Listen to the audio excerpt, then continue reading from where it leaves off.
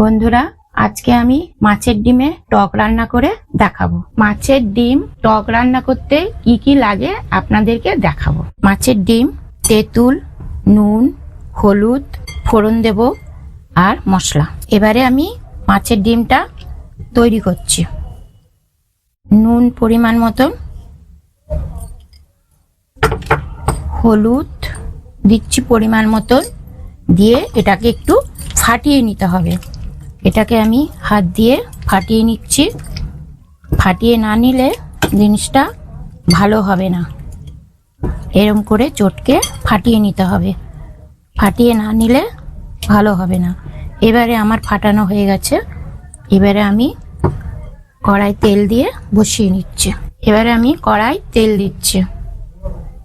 টক করতে বেশি তেল লাগে না, অল্প তেল দিতে হয়। এবারে শুকনো লঙ্কা দুটো দিচ্ছি।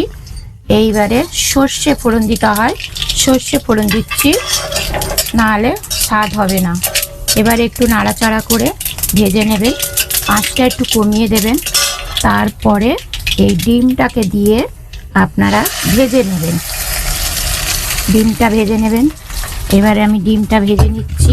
এবারে নেব, ডিমটা ভেজে নিচ্ছি। এইভাবে করে ডিমটাকে ভেজে নেবেন, না ভাজলে কাঁচা গন্ধ বেরোবে। এবারে আমি ভাজা হয়ে যাচ্ছে, এবারে ভেজে নিচ্ছি। আঁচটা একটু বাড়িয়ে দিলাম। এবারে আমি দেব হলুদ,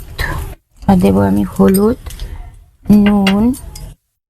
এবার দেব আমি মশলা। এবার একটু ভাজা ভাজা হয়ে গেছে, আর একটু ভাজুক। এইভাবে করে নাড়াচাড়া করে নেবেন। এইভাবে হয়ে গেছে। এবারে আমি দেব মশলা, সর্ষে বাটা।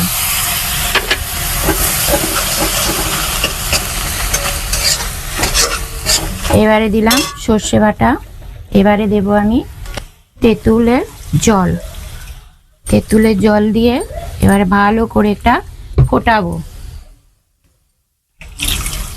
পরিমাণ মতন জল দেবেন, দিয়ে তারপরে এটাকে ফোটাবেন। ফুটিয়ে এবার আমি চিনি দিচ্ছি স্বাদ মতন। এটা মিষ্টি না দিলে ভালো হবে না, একটু মিষ্টি মিষ্টি ঝাল ঝাল হবে। এবার আমি নাড়া দিচ্ছি, নাড়া দিয়ে তবে একটু মানে ঢাকা দিয়ে রাখছি। এবার আমার হয়ে গেছে রান্নাটা। এবার হয়ে গেছে। আমি এবার এটা নিভিয়ে দেব। আর কিছু দেওয়ার নেই, এটায় যা দেওয়ার আমি দিয়ে দিয়েছি। এবারে পাত্রই ঢেলে নেব। আপনারা এইভাবে রান্না করে দেখবেন।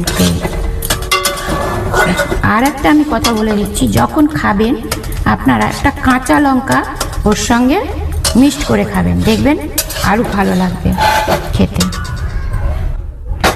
দেখুন বন্ধুরা, কেমন লাগলো রেসিপিটা জানাবেন।